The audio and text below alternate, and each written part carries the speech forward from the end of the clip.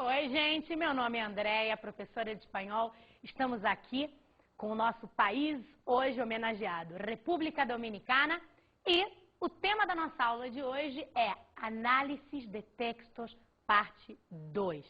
Nessa aula, nós vamos ver, passo a passo, algumas estratégias de leitura e no finalzinho da nossa aula nós vamos analisar um texto passo a passo, com todos os recursos ensinados, apresentados, não só nessa aula, mas na análise de texto parte 1 também, tá?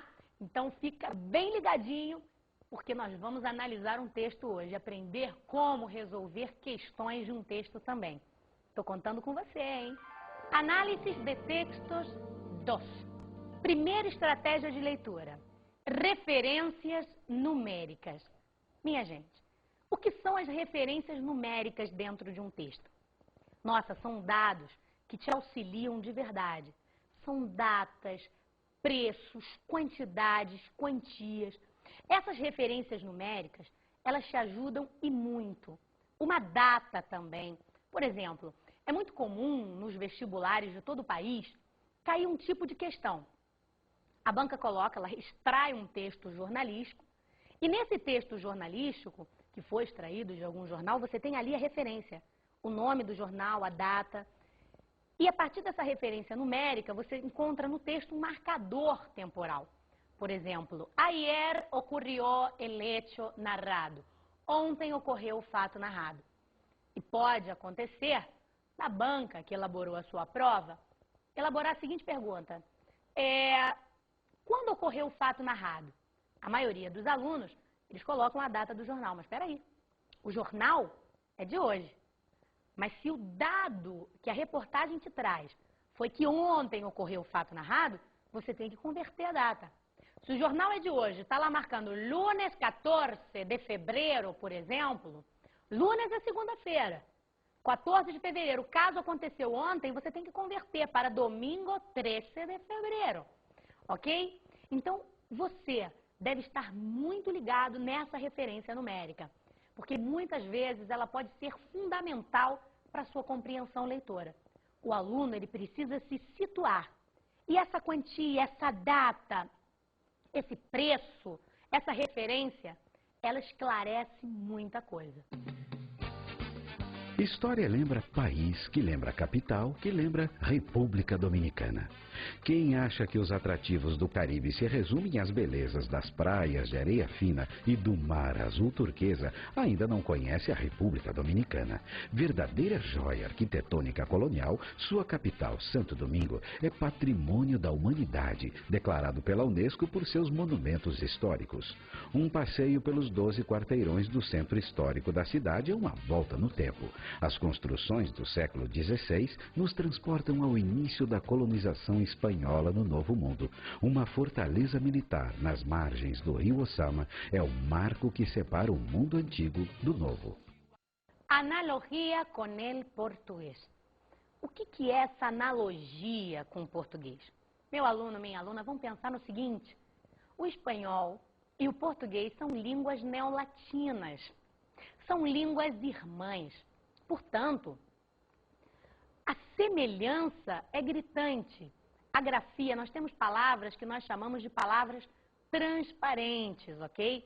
São palavrinhas simples, semelhantes às do português. Muitos textos, quando nós lemos em espanhol, nós temos a sensação de que estamos lendo em português. Porque 90% do espanhol é o português. Nós só temos o problema dos 10%, que são os falsos cognatos. Os heterossemânticos, né?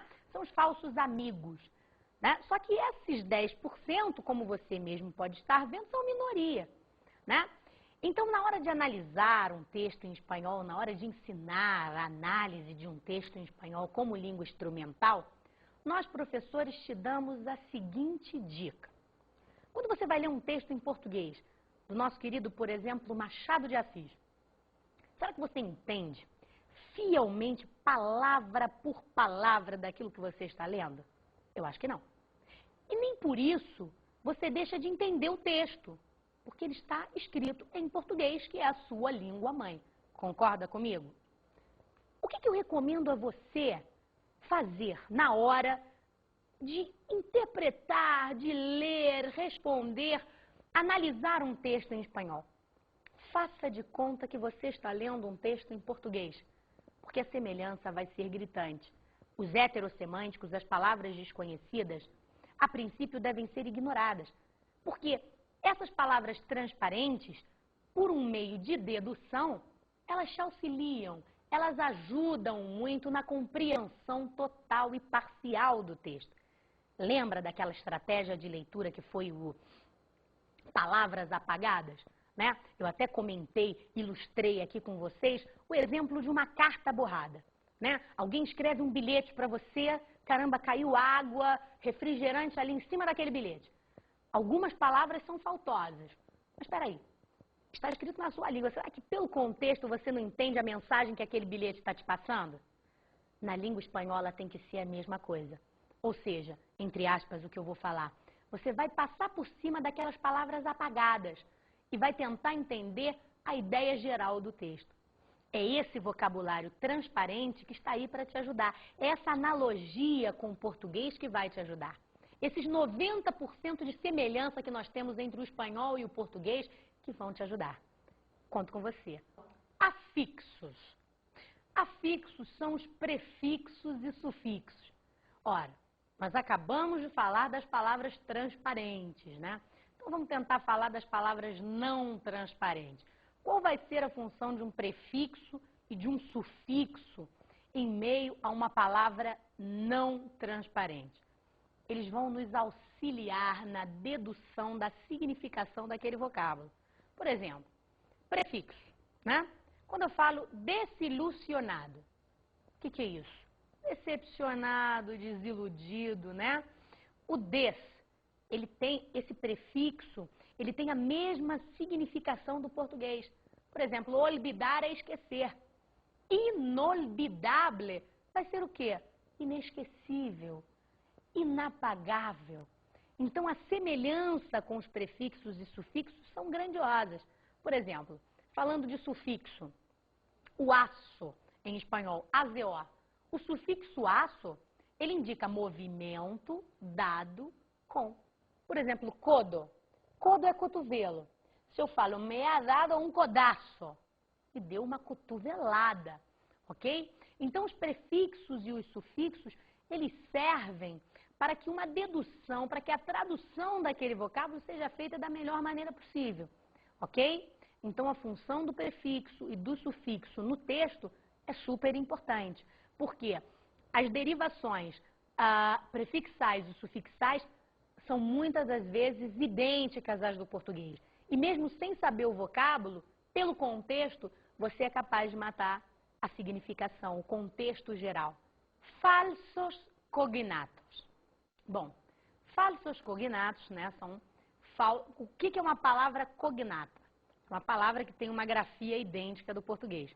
Só que eu chamo de falso cognato aquele vocábulo que tem a grafia idêntica do português, mas uma significação diferente, às vezes até oposta, né? Por exemplo, é o caso de sobrenombre e apelido, né? Meu nome é Andréia Ferreira. Mi apelido, Ferreira. Mi sobrenombre, Deia, Dedeia, Deca, ok? Então, a significação ela é oposta. São falsos cognatos. Bom, como nós já citamos nessa aula de hoje, os falsos cognatos são minoria, né? E alguns podem ser deduzidos, outros não. O que nós esperamos de vocês, alunos? Que leiam, leiam bastante, tirem as suas dúvidas com a gente, tragam as dúvidas para a sala de aula, perguntem. Um dicionário, numa hora dessa, auxilia bastante. Mas essas palavras falsas cognatos, elas devem ser estudadas, elas devem ser vistas num filme, numa música e devem ser memorizadas. Essa é a minha dica para vocês de heterossemânticos, ok? Objetivo del texto. Meu amigo, minha amiga, na hora da leitura, ou melhor dizendo, após a primeira leitura que a gente chama de scanner, né? Aquela leitura assim, de cima para baixo, aquela leitura leve, você precisa saber do que se trata o texto. Você precisa saber identificar qual é o objetivo do texto. Como assim? Se o texto se trata de um anúncio, se é um manual, se é uma receita, se é um texto jornalístico, né? Você precisa saber. Então vamos lá. Se ele é um texto jornalístico, ele é uma reportagem. Qual é o objetivo de uma reportagem? Informar. Se ele é um anúncio publicitário, qual é o objetivo de um anúncio publicitário? Estimular a compra do produto. Se ele é um manual de instruções, qual é a função dele? Ajudar o leitor a manusear, a dominar aquele aparelho. Então, antes de partir para as questões, para a interpretação de texto propriamente dita, você precisa identificar o objetivo do texto. E muitas vezes, as bancas perguntam isso. Qual é a ideia central, qual é o objetivo do texto? É informar, é auxiliar, é estimular a compra, é um protesto, é uma resenha, é criticar. Normalmente resenhas criticam positivas ou negativamente. Então, a partir da primeira leitura, você deve enquadrar o texto em uma categoria. O que é isso? É um anúncio, é uma reportagem, é um manual, é uma receita, é uma placa, porque até uma placa de trânsito pode ser um texto. Tudo aquilo que te passa uma linguagem, um código, é um texto. Um E riscado significa que ali é proibido estacionar. Te foi passada uma mensagem? Foi. Então você tem ali um texto. É texto? É. Uma gravura é texto? É. Uma charge é texto? É. Um desenho, uma imagem? É. E a leitura verbal e a não verbal devem andar juntas para te auxiliar nesta compreensão leitora. Ok? Enunciados de las perguntas. Como nós devemos auxiliar os nossos alunos, você, na hora de ler o enunciado de uma pergunta? Que estratégia deve ser adotada nesse momento? Todas as estratégias que foram passadas para análise de um texto. Você deve ler com muita calma cada pergunta. E na hora de responder, você tem que levar em consideração. Trata-se de uma questão discursiva, que deve ser respondida discursivamente? Sim. Então, que cuidados eu devo tomar? Primeiro, sempre retomar a pergunta. Que pergunta foi feita? Ok? Retomar fragmentos da pergunta para responder. Isso deve ser visto com muita calma, com muito cuidado. E as respostas, elas devem ser completas. Por exemplo, uma pergunta bem simples. Como te llamas? Não é legal que você responda fulano. Me llamo fulano. Ok? Qual é o objetivo central do texto? O objetivo central do texto é informar, se se trata de uma reportagem. Ou o objetivo central do texto é estimular a compra de um produto, se é um anúncio publicitário.